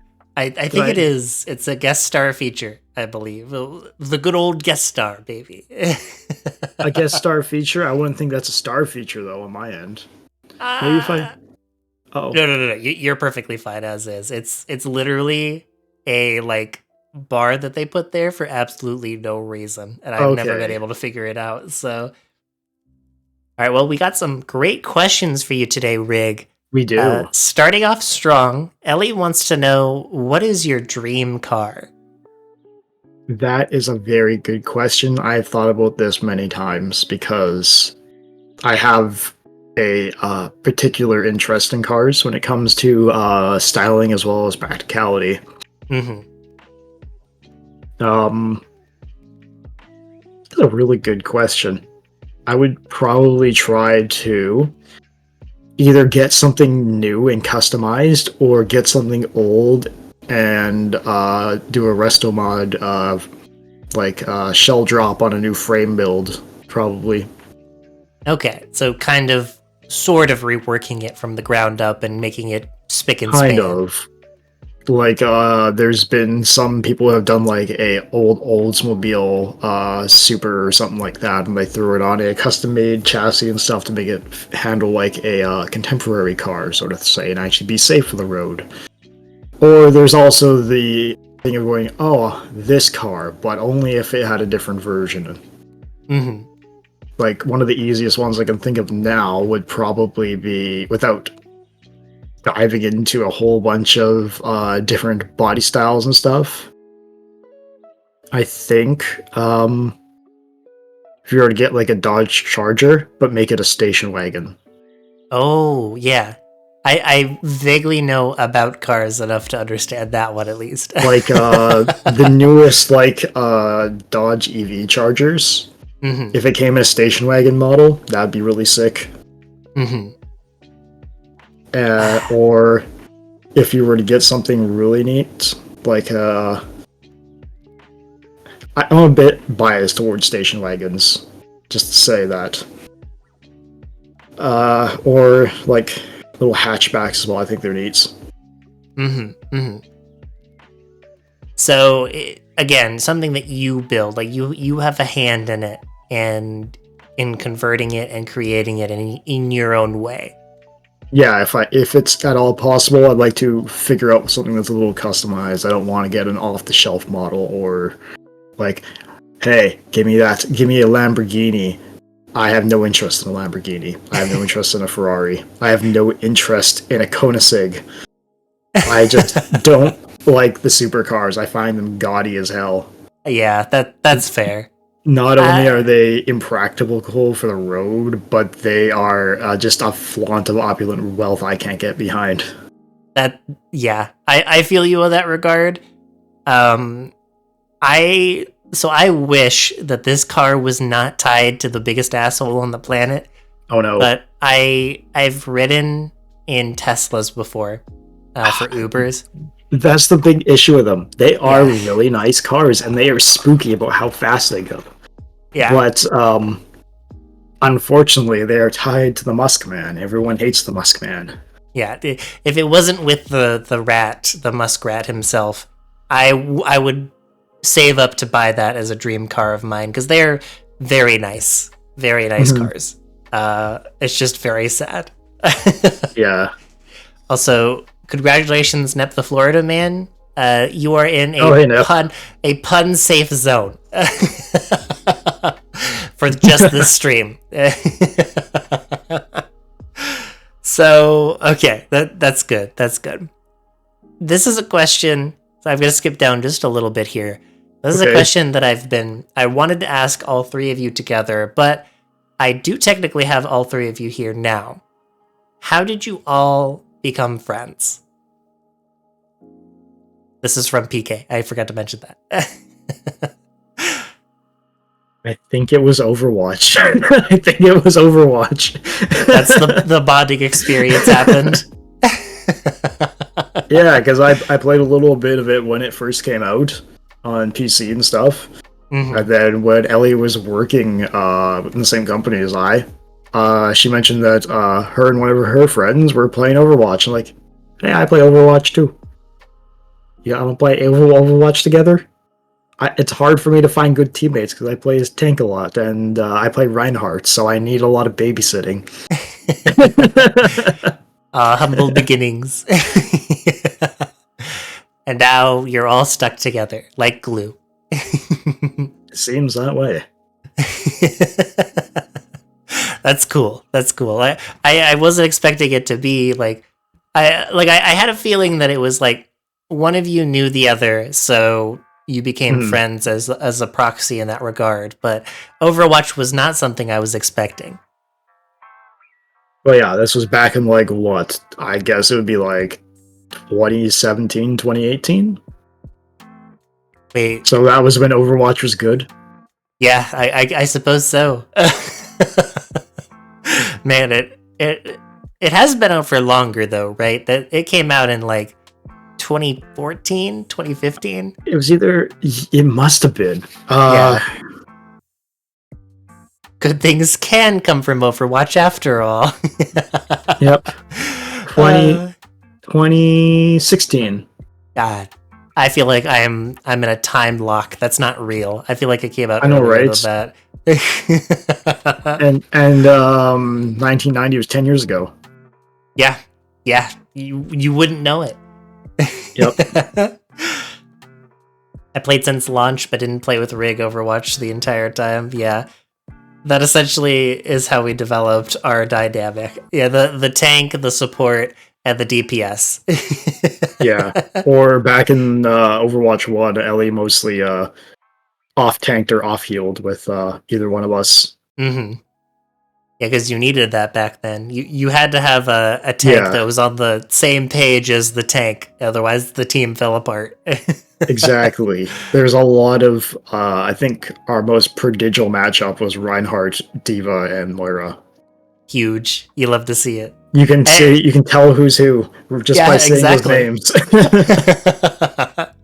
Yeah, I empathize. I have the same main as Lyra does with Moira. So oh, with those fingers I couldn't tell.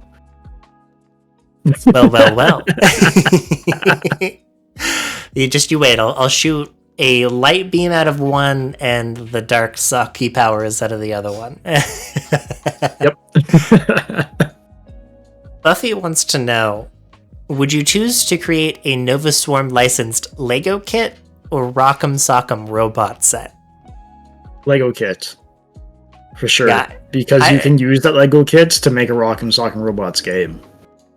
True. 100%. You would include that as part of the set. If you really wanted to, you could. The one of your mechs versus the Mycors. A Mycor has invaded the planet in Lego City. You must assemble the Nova Swarm team to stop it. Now we're talking about branding. This is what we Lego, get on this. We need the Nova Swarm brand. I do have a lot of Lego at my possession, but I don't think I have the right pieces in order to do that. Yeah, all of your stuff is very specific too. So I guess they have a Lego for everything. To be fair, they really do. I follow a lot of Lego craft sort of stuff. Actually, there are some things that I knew almost by part number at a point when I was really getting into it. Oh goodness. That is seriously impressive. Yeah. It's like, the same level as people who memorize Pokemon's numbers, which I cannot do. Mm-hmm.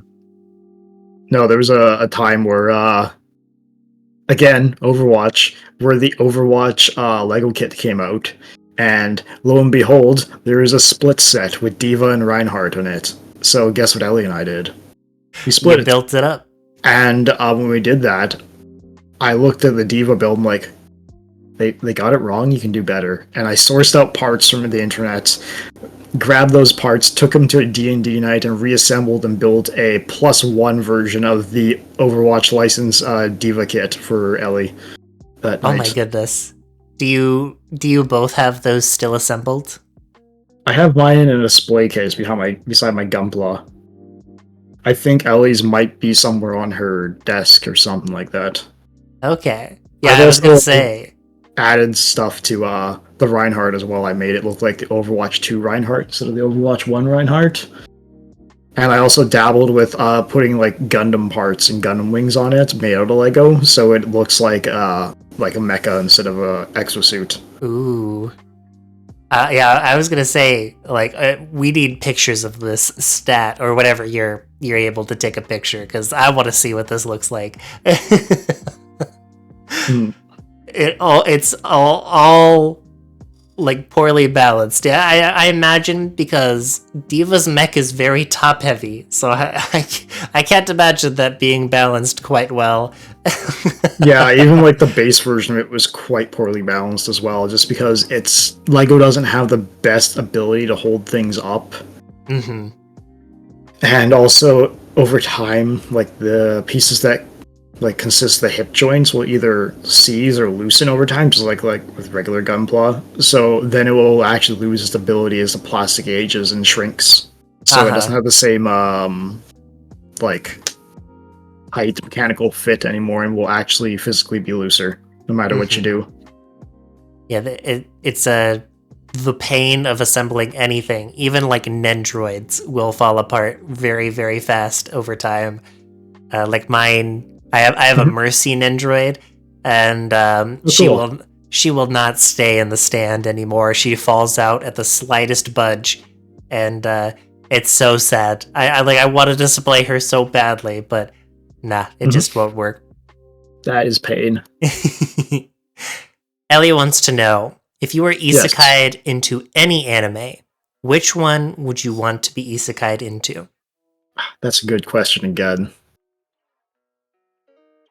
Oh man, there are so many good animes and so many good worlds out there to choose from. Mm-hmm. So many isekai animes. Yeah, there really is. Haunted doll, very active. Don't you shush. My Mercy's untouched by spirits. I've cleansed her. Are you sure? Fuck, I'll do it again tonight, I suppose. Let's see.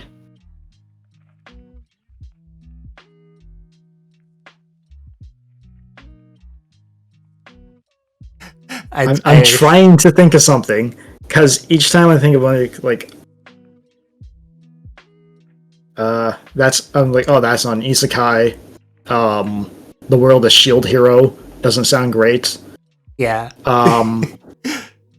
Dungeon Meshi is not an isekai anime. I mean, it doesn't have to be an isekai anime specifically. You could go anywhere you want. I mean, Dungeon Meshi, I am kind of a little obsessed with Dungeon Meshi at this point. I misread it. We'll just go with Dungeon Meshi for now, so we can not be here all night. Fair because enough. I want to see what the monsters taste like, actually. Let's just say I related a lot to a few characters in there. I'm like, oh yes, let's eat the monster. No, you can do better with food. In fact, it may have even influenced a Pathfinder character that I'm playing right now. Oh. In a way. Okay. I was going to say that my choice, on a similar note to food, would be Food Wars. Oh, because I would love to craft food that can make people orgasm. I think that would be really awesome. I mean, that would be cool. The power at your fingertips. I don't even need to touch you, and you're boom. It just sounds like they're cooking with MSG, to be honest. That's fair. That's fair. Yeah, that adds up for Iris. Listen. Claymore? Oh, the Claymore would suck the living. Yeah, that would be awful. Oh. No. Claymore's cool, but oh no. I like it visually. Mm-hmm. Also, the monster designs are good. The world, however, That place is fucked, man. It's actually because of the monster design that I wouldn't want to be there, because their monsters are terrifying. They really, really are. PK wants to know. Oh no, I skipped Buffy. Hold on, I'm out of order because I missed. I did the friend question first. Buffy wants to know, what is your favorite kind of hat? That is a good question, because I usually don't wear hats of any kind. Not even the pom-pom beanie? No, I haven't worn a pom-pom beanie for many years. Damn. I think it may be a beanie, though, because that is the most readily available hat that I have, and one I actually have worn for a period of time. Mm-hmm. So Okay. we'll just go with that. Seeing how I've never been one for a baseball cap, this is not the area for a cowboy hat, nor do I want to be seen in one outside of a comical setting.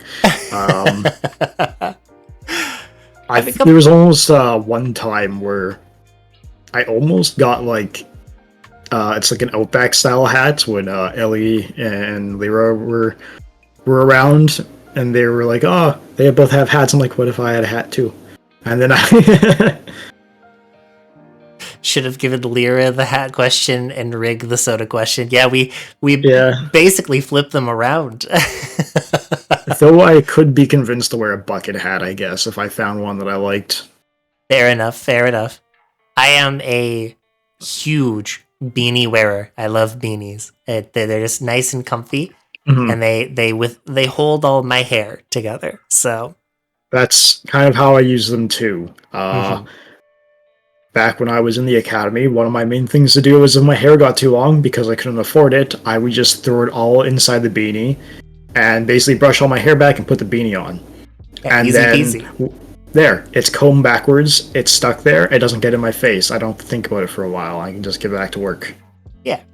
And the only unfortunate thing is when you come home, it's kind of a tangled mess when you do it that way. So Kinda, yeah. yeah. And you take it off and it's plastered to your scalp. Yep. But that's life. That's just the sake of convenience right there. It's a good trade-off, I'd say. Yeah, it fixes itself after a shower. You're good. PK wants to know, what's your favorite thing to get from Tim Hortons? Favorite thing to get from Tim Hortons? That is a good question. I would probably just say an ice cap, because I usually don't go to Tim Hortons. Yeah, I think their coffee is kind of trash. I have 0 Tim Hortons near me, just like there are 0 Waffle Houses near me. So everyone talks about these amazing places that I don't get to go. So you know what? They suck. I don't want to go to your places. Yeah, because everybody, they go to Timmy's and they go get the double because that's the main thing. But that's just a warm, sweet drink, to be honest, to me. So, mid at best for you there. Yeah, I mean, from what I've had mostly, I think McDonald's might have better coffee than Tim's at times. Oof, damn. That is a low blow. Not really. McDonald's actually is okay-ish coffee if you get it fresh. Yeah, I guess I don't get it at the right time of day when I do go. Yeah, the trick is I'd always get coffee at like 2 a.m. Jesus. When I was at the academy, because I'd just go over like basically across the area that I was in. There's a 24-hour McDonald's right beside the academy. They were playing it smart. So you go get yourself a medium coffee, 10-pack of nuggies and some fries, have a little sit down, take a break from studying, and then go back to the academy. And because it's 2 a.m., they have to make a fresh pot for you. You're slightly mean for that, but also valid. Hey, if you go with a group of friends, you all drain the pot if you all get a coffee, so it's gone. Yeah, fair enough.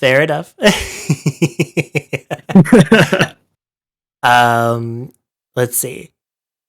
If there was a promotion for the Rig Burger, what would the burger parts consist of from Buffy?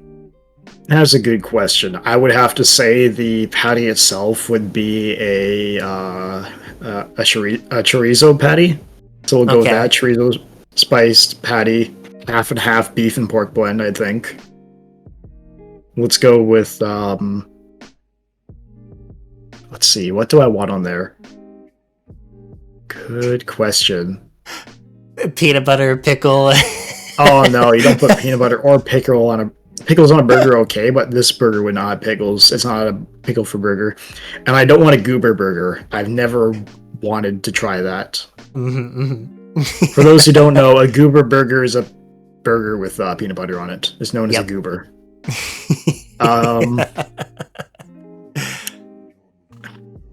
I would have to workshop this, but straight out of the top of my head, I would want a tomatillo salsa, the chorizo patty, and maybe we'll just do that with American cheese and I guess fried onions. That could work. I have been in a salsa phase, so I can feel it. Yeah, and I just really love tomatillo salsa. I've made it quite a few times after I learned what it was, and there's just something about that salsa and American cheese or like Kraft singles that go so well together, man. Oh man, it's just good. 10 years from now, when you open up the Swarm Burger, you'll have to add that as a signature rig burger. Yeah. Or hell, even if you make like a cheese melt with like, I guess you could use like a better sort of things. Perhaps in this blasphemous. Hey, you need that sort of gross American cheese for a burger sometimes. I'm on Lyra's side on this one, but I'm gonna let it slide because this is your burger. There's something about it that just works on the burger sometimes. Especially if it's like a smash burger. But like for a real burger, it's debatable. You can go either way. You can go with like probably a goat cheese would work better with chorizo. Yeah, I would imagine goat cheese. Yeah, that would actually be the perfect one. A chev would be perfect. We'll let you have your Kraft single though on this burger. Yeah, it's got to be a little bit of a controversial take. And I was on the spot, so maybe I wasn't thinking correctly. Who knows? No, that's Next fine. question. All right, well, I have my big 3 questions that I like to use to wrap up every stream. My first question for you, Rick, is if you could ask the next interviewee anything, what would you like to ask them? Oh, right. I need to get a question for this. I got so busy. Let's see. What do I want to ask them? All right.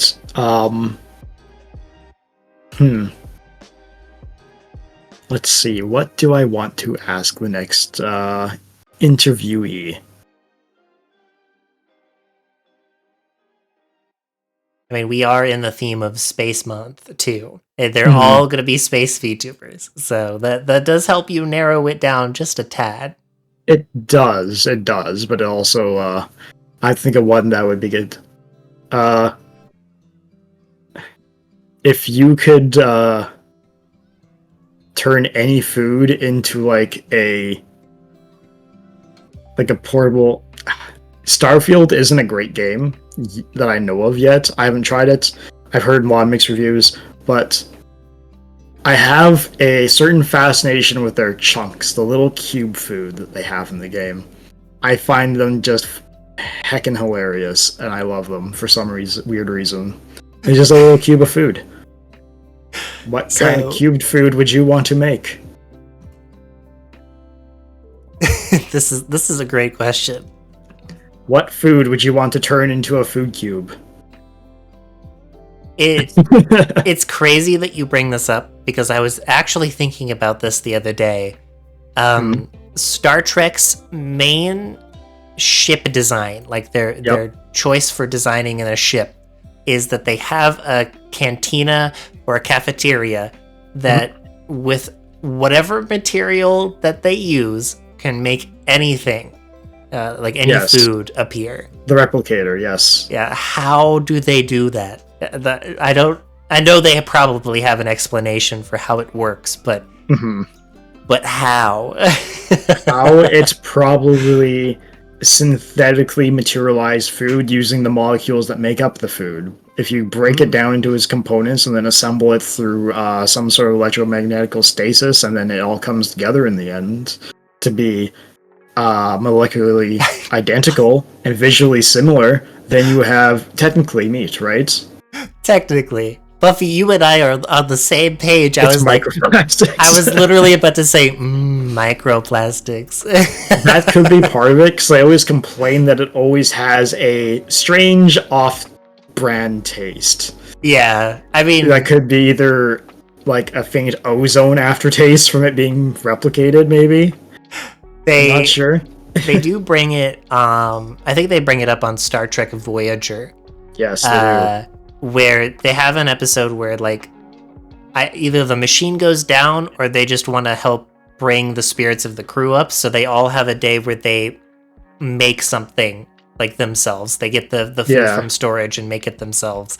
And it's a cute episode, despite how existential it is. I vaguely remember it during the let's say the late night haze that I usually found myself in watching Star Trek in the wee hours of the morning. Yep. It's usually accompanied by some sort of herbal remedy, we'll say.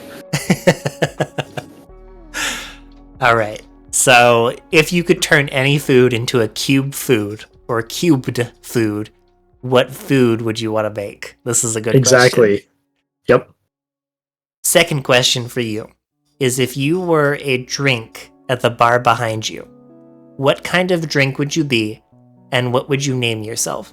And this doesn't have to be alcoholic if it's not something that you think would fit. It would be more fun to be alcoholic, wouldn't it? This is true. Nobody goes to a bar and orders a glass of milk, usually. I have had, I think, 2 people on the show. I'm not entirely sure. It's either 1 or 2 who specifically don't drink. So they wanted to craft something that they could put on. I respect that then, but at the same time, I do, and I can, so I probably will.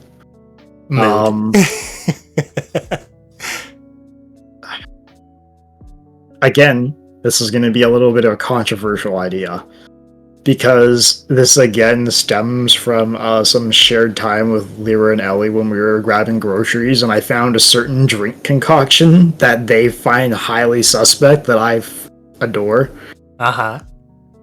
So this cocktail is going to be 2 ounces of bourbon, preferably in a smoked glass, ice cubes, jalapeno lemonade, okay, a drizzle of honey in a glass with a tahini rim. Glass with... All right. What would you call this concoction? Because I like it. I already like what I'm hearing. I haven't thought of the name yet. This cocktail actually is a stem off of I guess 2, just like a classic whiskey lemonade, using the jalapeno lemonade instead, and putting the honey in there, as well as well, the lemon is also part of it, but I've also found like cocktails like the bee drill, which is kind of topical for here, except that sometimes people will put suspect things in them. You thought you'd add an espresso shot? I mean, it probably wouldn't be that bad for like a summer sipping drink. Because espresso and coffee plus lemonade is actually a drink that I do drink. Oh, we got a raid in. Yeah, hello, Leishroom. Thank you for the raid. I was gonna say, if you were going to do a jalapeno lemonade, I think the espresso shot would be overkill. Yeah, because it's very acidic already, and you would just get insane acid reflux. Definitely. Is welcome in, Lay. We are just wrapping up. We're on the last question. Oh, well, one of the last questions. Yeah, to do something like with an espresso shot, I'd probably go with bourbon, black tea, lemon, and then an espresso shot. Mm-hmm. Would you say that a good name would be like the hornet sting or like the bee sting? I guess the Hornets thing would be pretty good, yeah.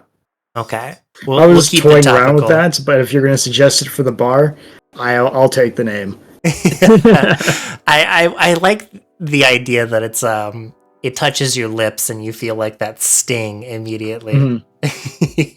And a little bit of salt and lime from Tahine Yeah. will help with things too and take the honey down, as well as it will just jalapeno lemonade. I can't say enough good things about it.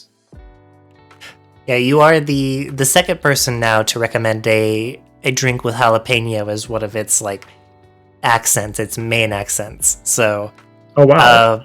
don't knock it till you try it. Everybody who thinks jalapeno in a drink form is weird, it is actually very good, especially when you sweeten it up. So it's the spicy and sweet. You know, you mix it in, it's perfect. And Rig, my final question for you today, because Lay is rating in right at the very end here. What is, or who would you like to raid, I should say? Alright. So I'm thinking for our raid target tonight, we're going to go right into Katana-chan, I think. Yes. I think that'd be a good idea. They're doing a lot of streaming lately to help out with some vet bills that one of their cats have, and you all know me, I like kitty. So I'm just like, oh no, we gotta help the kitty. Yeah, Cat is currently raising money for Mello. I believe it was some form of cancer. I don't remember. Lung cancer? I think, yeah. Either way, it's something pretty serious that could be wrong, and this is a way to go about helping. Yep. So we gotta, it's stomach cancer, yes. We gotta help raise money as much as we can. She is going full ham. Like, it's been 8.5 hours and she's still thinking about continuing on into the night. So, yeah, let's give Kat some love. In the interim, though, as we're getting ready to prep for the raid, thank you, Rig, for being here tonight and being, well, last but certainly not least, in terms of the Nova Swarm interviews. I cannot wait to play the visual novel at the end of the month and maybe potentially get the three of you back on, maybe for an interview with the whole group. Man, maybe someday, hopefully. Yeah, maybe. But yeah, thanks for having me on. I appreciate the invites. Of course. And as a new tradition that I've kind of come up with at the very end, what is one piece of advice that you want to leave with chat this evening? A piece of advice. That's a good question. What kind of good advice could I give?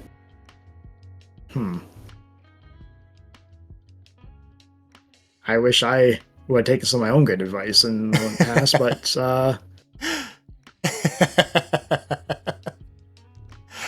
I guess give me a subject here, so that way I can narrow this down a bit. How to make the most out of life. Make the most out of life. I would say, try and take each day as they come. Try and enjoy the small things, and teach yourself how to cook if you can, so that way you can give yourself a little self-love if you need to.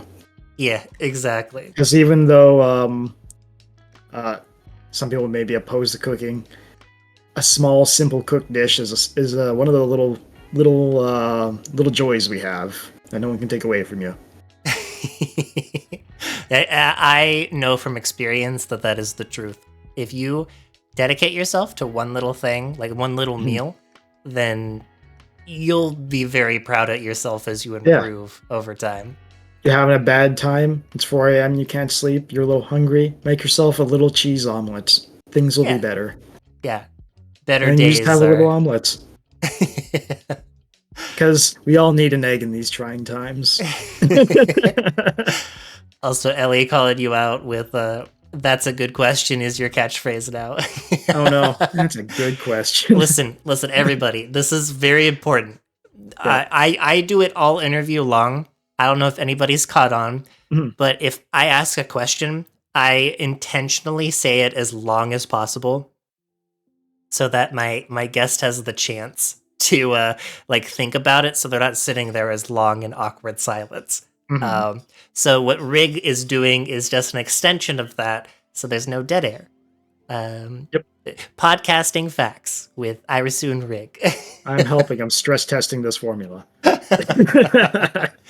All right, I'm gonna send the raid out. Katane chain, as Bonnie says.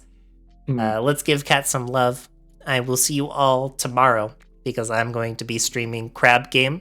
So if you think you could take me down, oh, that's the wrong screen. That's also the wrong screen. If you think you could take me down, by all means, I'll beat you all up in Mortal Kombat. So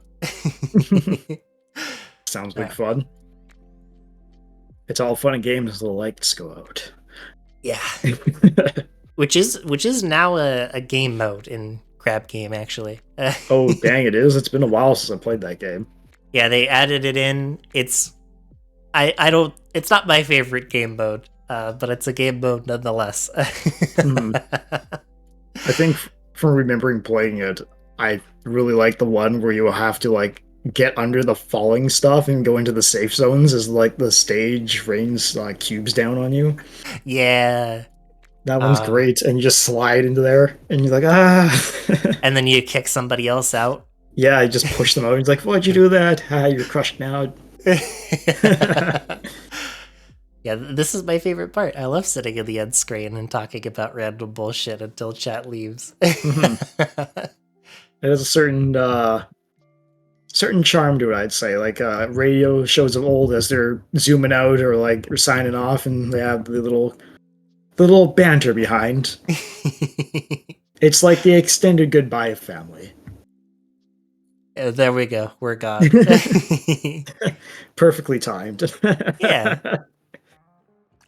It started as a bit. Hold on, but let's- it was actually a panic room. Oh, hi, Irie! Holy crap! Oh, welcome in, Raiders. Hello, guys. What's up? I am depressed. We had a giant horde just rip through our cul-de-sac, and I'm gonna they donate just right away fucking here. decimated my house. Hi, guys. Yes, the other more important reason why I'm kind of down is yes, my kitty